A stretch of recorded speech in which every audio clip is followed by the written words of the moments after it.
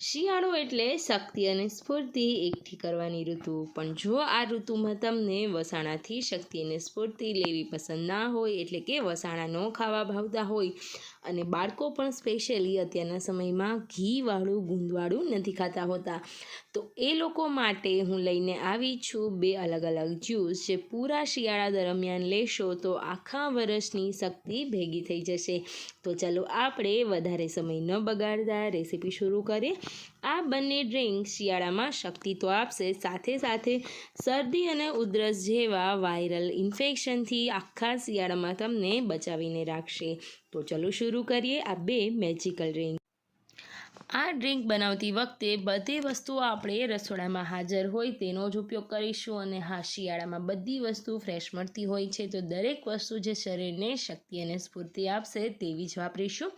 તો સૌથી પહેલાં આપણે રેડ મેજિકલ જ્યુસ તૈયાર કરીએ। એના માટે મેં અહીંયા અડધું એપલ છાલ સહિત જ લીધેલો છે, કારણ કે છાલમાં તેના ખૂબ જ મિનરલ્સ અને વિટામિન્સ હોય છે। ત્યારબાદ અડધું બીટ લઈશું। બીટ આંખની રોશની વધારશે, શરીરમાં ભૂખ જો લાગતી હશે તો તેને ઓછું કરશે અને જ્યુસને ઘાટું અને ટેસ્ટી બનાવશે।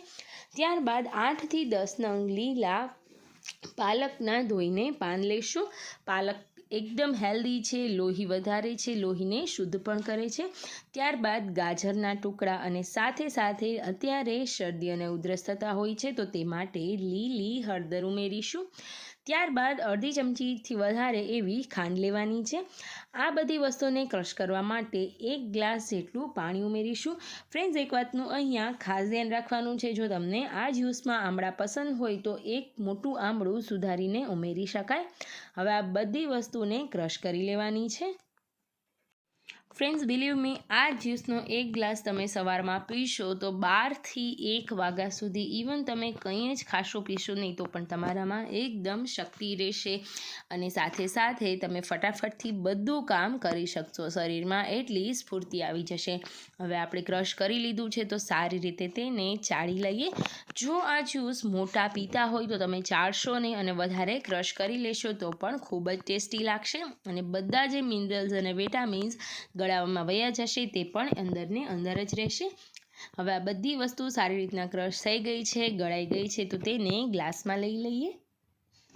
આ જ્યુસ પીવાનો ટાઈમ શું છે, સ્પેશિયલી ક્યારે પીશો તો વધારે ફાયદા થશે, તો જો તમે સવારના નરણા કોઠે પી શકો તો વેલ એન્ડ બેસ્ટ, એટલે કે 8 થી 9 વાગે અથવા તો 9 થી 10ના સમય દરમિયાન।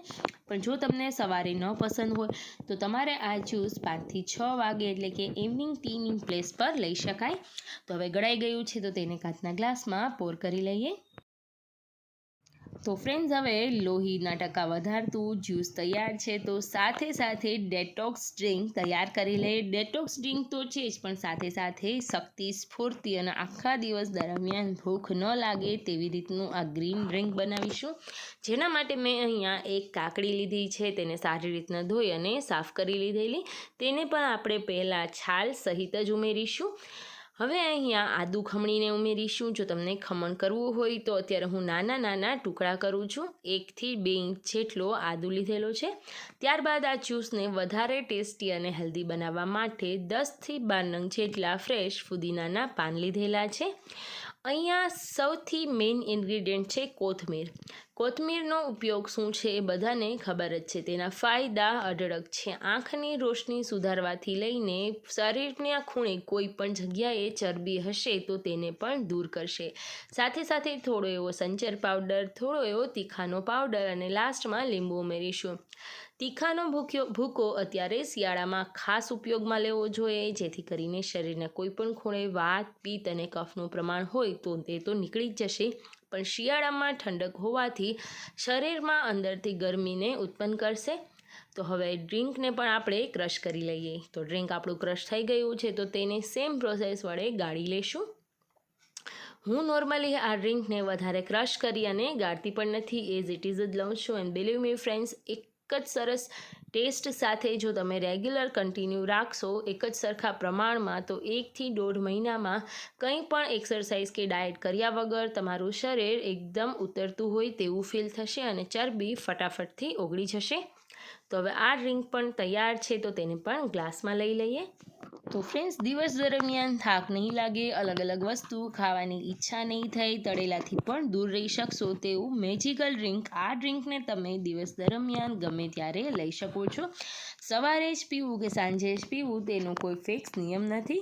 તો આશા છે તમને આ બંને ડ્રિંકની રેસિપી સારી લાગી હશે. તો બીજાને શેર કરી આખા શિયાળા દરમિયાન એકવાર તમે ટ્રાય કરશો એટલે રેગ્યુલર પીવાનું મન તો થઈ જ જશે.